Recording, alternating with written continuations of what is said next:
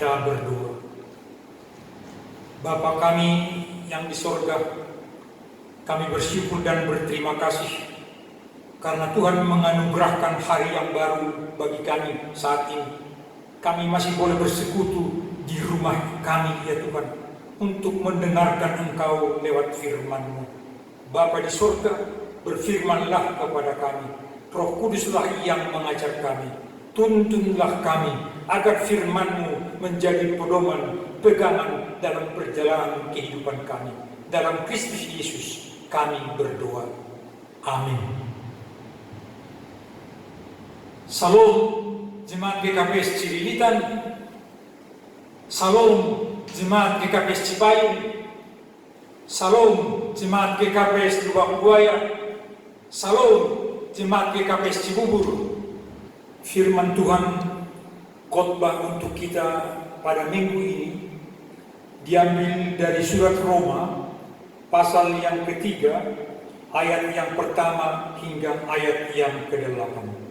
Demikian firman Tuhan. Jika demikian, apakah kelebihan orang Yahudi dan apakah gunanya sunat?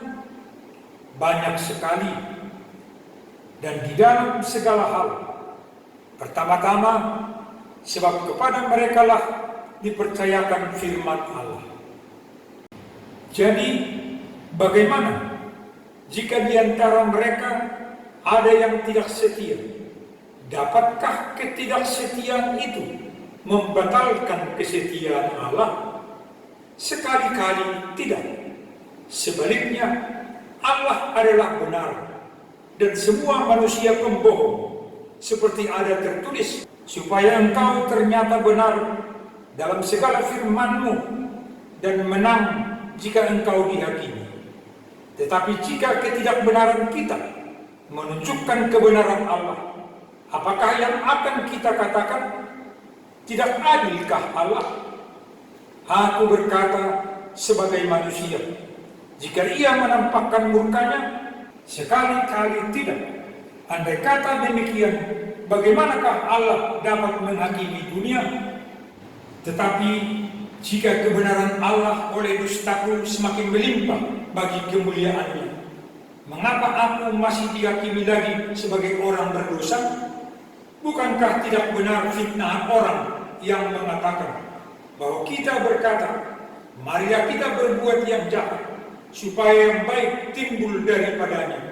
Orang semacam itu sudah selayaknya mendapat hukuman. Demikian jauh pembacaan firman Tuhan untuk kita pada pagi hari ini. Jemaat yang dikasihi oleh Tuhan Yesus Kristus, topik kita pada hari ini, kesetiaan Allah, yang dalam bahasa Simalungun dikatakan hasatiaun ni naibata. Dan minggu kita hari ini adalah Minggu Misericordias Domini, yang artinya kasih karunia Tuhan yang melingkupi seluruh bumi. Saudara yang terkasih, kita tahu bahwa Abraham adalah bapa orang percaya yang dipanggil oleh Tuhan. Tuhan datang kepada Abraham. Ia menyatakan diri. Ia berkata kepada Abraham agar ia meninggalkan tanah leluhurnya, memberikan tempat kepada Abraham ke tanah yang baik dan lebih baik dari tanah yang ia tempati pada saat itu. Tuhan berkata kepada Abraham, aku akan memberkati keturunanmu, aku akan memberikan tanah kepadamu, dan aku akan menjadikan engkau menjadi berkat bagi bangsa-bangsa lain.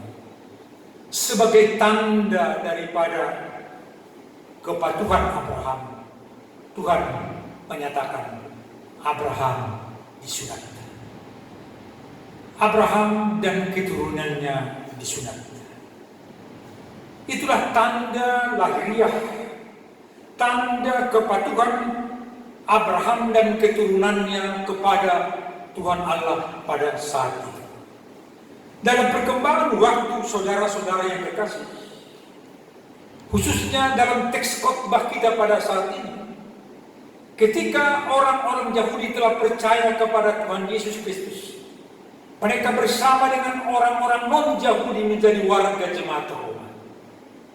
Tapi apa yang terjadi di jemaat Roma pada saat itu adalah ketika orang Yahudi, kalau boleh saya buat tanda kutip, merasa punya kelebihan terhadap orang-orang non-Yahudi atas sunat yang mereka peroleh sebagai bangsa yang memperoleh perjanjian dengan Tuhan Allah lewat nenek moyang mereka Abraham. Rupanya orang memperhatikan pola kehidupan mereka selaku orang Kristen. Mereka tidak hidup dalam kebenaran, tidak hidup sesuai dengan firman Tuhan. Kondisi inilah yang mengawali khotbah pada kita pada saat ini.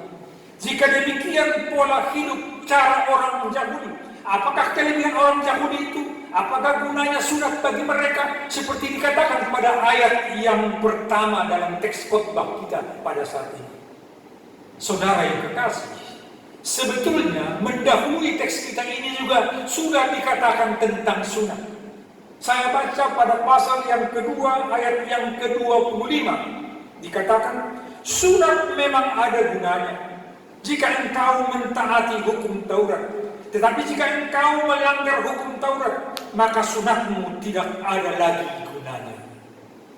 Ternyata, saudara-saudaraku yang kekasih, Tuhan tidak hanya memberi tanda lahiriah, Ia memberi firman-Nya, Ia memberi hukum Taurat, agar manusia selalu hidup sesuai dengan hukumnya, sesuai dengan firman-Nya.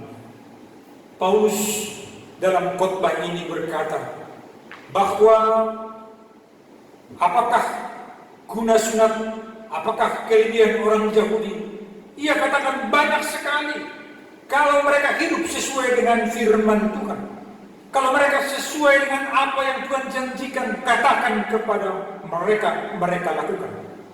Tapi dikatakan pada ayat yang ketiga, jadi bagaimana jika di antara mereka ada yang tidak setia? Apakah Tuhan tetap setia kepada mereka? Disinilah hal yang penting kita renungkan, saudara-saudara yang kasih, bahwa Tuhan Allah kita adalah Allah yang setia. Ia tidak tergantung kepada manusia. Ia tidak tergantung kepada kita sebagai satu pihak yang berjanji kepada Tuhan Allah. Bahkan dikatakan pada ayat yang keempat, bahkan dikatakan semua manusia adalah pembohong.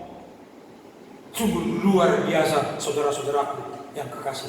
Ketika kita diperhadapkan dengan Tuhan Allah sebagai pembohong, coba kita bayangkan berhadapan dengan yang setia. Ketika kita hubungkan antara setia dengan pembohong, saya coba ambil satu contoh yang sederhana. Ketika kondisi kita pada saat ini, semua ada di rumah.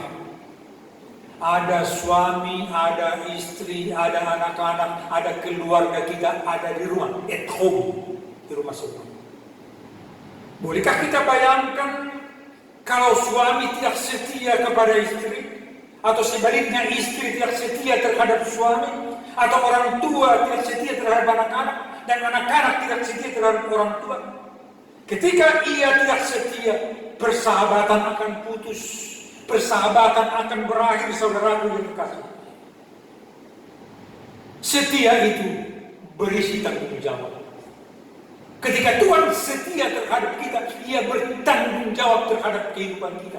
Dan itulah yang diminta kepada umat orang percaya, Israel pada saat itu, Yahudi pada saat itu, supaya kita bertanggung jawab akan janji yang kita terima dari Tuhan Allah.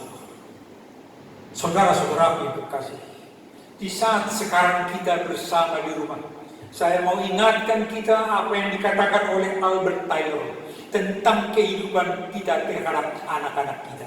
Dikatakan di sana 1% pengaruh sekolah minggu ada pada anak kecil. Dikatakan 7% pengaruh sekolah umum untuk anak-anak. Dan dikatakan 92% pengaruh orang tua terhadap anak-anak. Baiklah Bapak, Ibu, saudara-saudara yang kasih, kesempatan at home di rumah ini kita pakai menjadi kesempatan menunjukkan kesetiaan kepada anak-anak untuk menyatakan kehendak Tuhan, kehidupan sesuai dengan firman Tuhan, agar anak-anak kita dalam pertumbuhannya, perkembangannya hidup sesuai dengan firman Tuhan. Setia berhubungan dengan tanggung jawab. Saya ambil contoh dan bisa menjadi pengalaman setiap pribadi kita bersama. Pernahkah saudara dibohongi?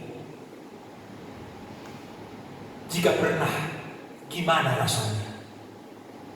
Mungkin kita merasa dilecehkan, kita merasa ditipu, kita merasa dihina. Apalagi mereka yang berbohong itu, yang tidak setia itu adalah statusnya lebih rendah daripada kita. Bagaimana kalau orang tua dibohongi anak-anaknya? Bagaimana kalau pemimpin dibohongi oleh pembantu dan stafnya? Bagaimana kalau pemimpin dibohongi oleh bawahannya? Bagaimana sedihnya, sakitnya, saudara-saudara yang kasih. Firman ini pertama sekali mau mengatakan, sebagaimana Tuhan yang setia yang luar biasa itu, kita diminta juga untuk setia satu terhadap yang lain. Setia dan bertanggung jawab satu terhadap yang lain. Karena itulah kehendak Tuhan. Lalu Ia memberi firman, Ia memberi taurat kepada kita untuk hidup berpedoman dengan firman Tuhan. Saudara-saudara yang kasih dalam Yesus Kristus, kalau saya baca pada ayat yang kelima, tetapi jika ketidakbenaran kita menunjukkan kebenaran Allah, apakah yang akan kita katakan? Tidak adilkah Allah? Atau berkata sebagai manusia jika Ia menampakkan murkanya? Paulus katakan, sekali-kali tidak. Kenapa, saudara? Orang berpikir bahwa perbuatan orang Yahudi yang salah, yang berbohong terhadap Allah, itu akan semakin menyatakan kebenaran Allah.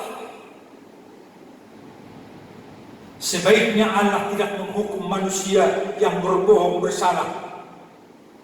Saudaraku, apakah itu tepat? Apakah itu benar? Kita berkata, karena Allah setia, lalu kita mempermainkan kesetiaan Allah dengan berbuat dosa dan berbohong. Saya kira saudara dan saya sama-sama setuju, itu tidak tepat. Lalu Paulus katakan lagi pada ayat yang ke-7 dan ke-8, bahwa pemikiran yang demikian, kebenaran Allah dan dustaku semakin melimpah. Mengapa diyakini orang berdosa? Bukankah tidak benar fitnahan orang yang mengatakan bahwa kita berkata, mari kita berbuat yang jahat supaya yang baik timbul daripadanya? Semacam itulah selayaknya mendapat hukuman dengan tegas dikatakan oleh Paulus. Oleh karena itu saudara-saudara yang kasih, pemikiran-pemikiran seperti itu sering terjadi dalam kehidupan kita. Orang berkata, sejahat-jahatnya orang, senakal-nakalnya orang, masih ada selalu orang yang membela dia. Sebaik-baiknya orang, sejujur-jujurnya orang, masih ada selalu yang membenci dia. Itulah kondisi kita. Itulah kehidupan kita. Oleh karena itu saudara-saudaraku yang kasih dalam Yesus Kristus, marilah kita belajar kepada firman Tuhan. Marilah kita dengar-dengaran dengan firman Tuhan. Ketika firman Tuhan berkata bahwa Allah itu setia, Allah itu benar, kita belajar bagaimanakah kesetiaan Tuhan itu yang tidak tergantung kepada manusia, agar kesetiaan kita juga tidak tergantung kepada perbuatan orang lain. Pernahkah Bapak Ibu ingat orang berkata, aku mengasihi engkau jika engkau mengasihi aku, semacam pembalasan saudara. Aku berbuat baik kepadamu ketika engkau berbuat baik kepadaku. Bukankah itu sifat menunggu? Menunggu. Padahal kita sebagai orang yang percaya, orang yang beriman, kita harus melakukan apa yang Tuhan kehendaki. Kita harus berbuat sebagaimana Tuhan telah berbuat kepada kita. Karena perbuatan kita, tindakan kita, respons kita terhadap apa yang Tuhan telah berbuat kepada kita. Tapi perbuatan kita itu adalah perbuatan terhadap sesama, perbuatan terhadap lingkungan kita, karena Tuhan telah pertama kali telah lakukan kepada kita. Saudara-saudara yang kasih dalam Yesus Kristus, perbuatan manusia baik jahat tidak menentukan keberadaan Allah. Allah itu setia, Allah itu benar, dan Allah itu agung untuk kita semua. Oleh karena itu Mazmur 118 ayat pertama dikatakan, bersyukurlah kepada Tuhan sebab Ia baik, bahwasanya untuk selama-lamanya kasih setianya. Bersyukur karena kasih setia Tuhan sampai selama-lamanya. Tidak ada batas yang boleh kita katakan kasih setia Tuhan berakhir sampai saat ini.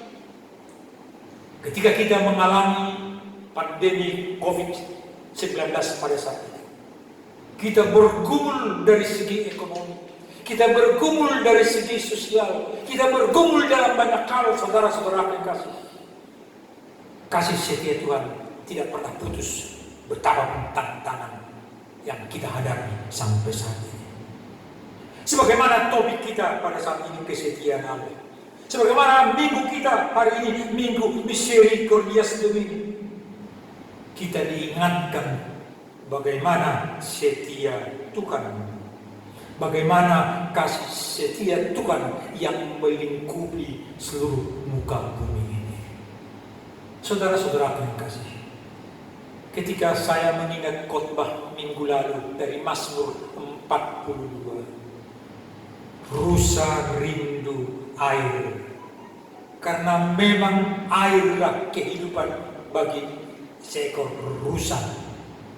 Ketika ia dikejar, ia mencari air. Ketika ia diburu, ia mencari air. Karena dalam air memperoleh air, disitulah ia memperoleh kehidupan. Kerinduan rusa terhadap air adalah kerinduan untuk kehidupannya. Kita juga rindu bersama sekarang, rindu untuk beribadah di gereja, di gedung gereja bersama. Kita rindu untuk bertemu saudara-saudara kita, bertemu saudara seiman, saudara yang kekasih. Demikian rindunya kita semua. Tapi yakin dan percayalah Bapak Ibu saudara yang kekasih, Tuhan lebih rindu terhadap saudara. Tuhan lebih rindu terhadap aku dan saudara. Inilah firman Tuhan dan kesetiaannya kepada kita. Marilah kita terus semakin dekat, semakin dekat, semakin dekat, dan bersama dengan Tuhan. Karena Tuhanlah sumber kekuatan, sumber berkat, dan untuk kehidupan kita secara bersama. Amin. Demikianlah firman Tuhan khotbah untuk kita. Marilah kita berdoa. Terima kasih Tuhan atas firman yang boleh kami dengar pada pagi hari ini. Firman-Mu menguatkan kami bahwa Engkau Bapa yang setia dalam kehidupan kami. Kami percaya Tuhan, betapapun tantangan yang kami hadapi pada saat ini, biarlah kuasa Roh Kudus yang menuntun kehidupan kami. Karena kami percaya Tuhan tetap setia bagi kami. Bapa di sorga, kami berdoa bagi warga jemaat-Mu di resort ini. Kami berdoa bagi jemaat-Mu Tuhan di GKPS Cililitan. Kami berdoa bagi jemaat-Mu Tuhan di GKPS Cipayung. Kami berdoa bagi jemaat-Mu Tuhan di GKPS Lubang Buaya. Kami berdoa Tuhan bagi jemaat-Mu di GKPS Cibubur. Tatap mereka pribadi lepas pribadi, keluarga lepas keluarga yang bergumul pada saat ini dalam menjalani kehidupan ini. Tuhan, Engkau tahu kehidupan kami semua. Tolong kami Tuhan, tuntun kami Tuhan, berkati kami dalam kehidupan ini. Ketika kami dalam keadaan sakit, Tuhan pulihkan, beri kesehatan bagi kami. Berkati apa yang boleh kami lakukan menjadi sukacita bagi kami dan kemuliaan bagi nama Tuhan.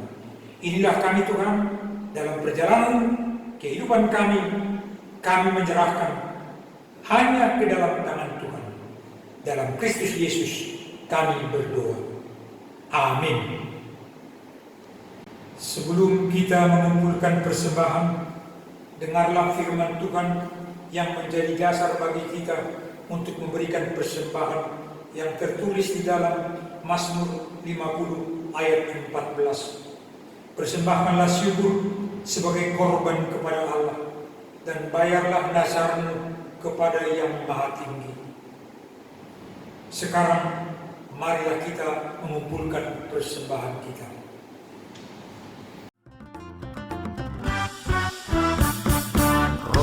Sonari pulo begi Tuhan pa laho manggalang galangan malasu dear ondos kon hambani palas minggu martari makasih pulo begi ay pasu pasu buhay tumang ijaloni taale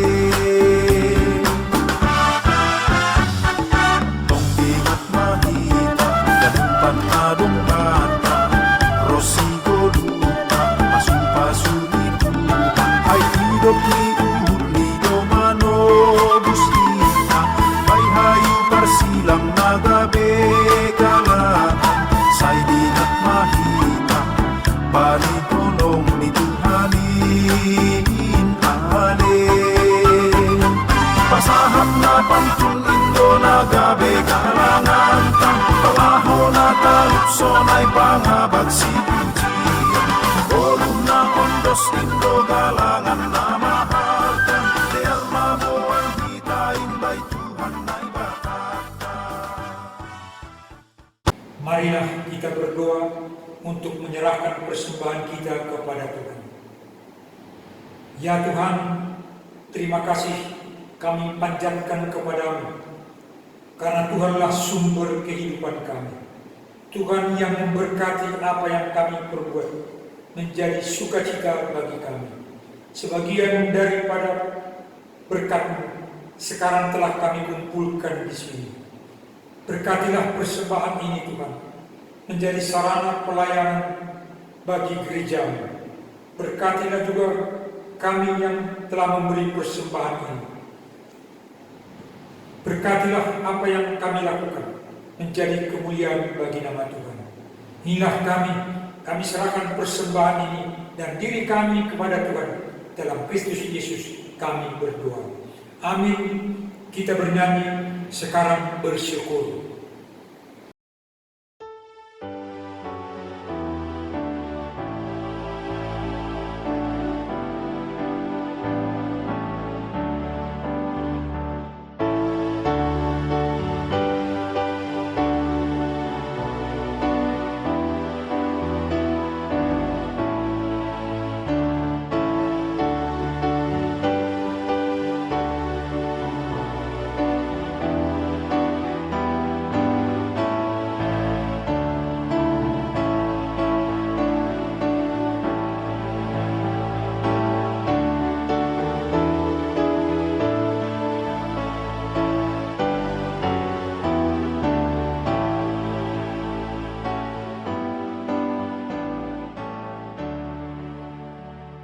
Marilah kita sama-sama berdoa dengan doa Bapa kami. Bapa kami yang di sorga, dikuduskanlah nama-Mu, datanglah kerajaan-Mu, jadilah kehendak-Mu di bumi seperti di sorga. Berikanlah kami pada hari ini makanan kami yang secukupnya, dan ampunilah kami akan kesalahan kami, seperti kami juga mengampuni orang yang bersalah kepada kami. Dan janganlah membawa kami ke dalam pencobaan, tapi lepaskanlah kami daripada yang jahat, karena Engkaulah yang mempunyai kerajaan dan kuasa dan kemuliaan sampai selama-lamanya. Amin. Terimalah berkat dari Tuhan Allah. Tuhan memberkati engkau dan melindungi engkau. Tuhan menyinari engkau dengan wajah-Nya dan memberi engkau kasih karunia. Tuhan menghadapkan wajah-Nya kepadamu dan memberi engkau damai sejahtera. Amin.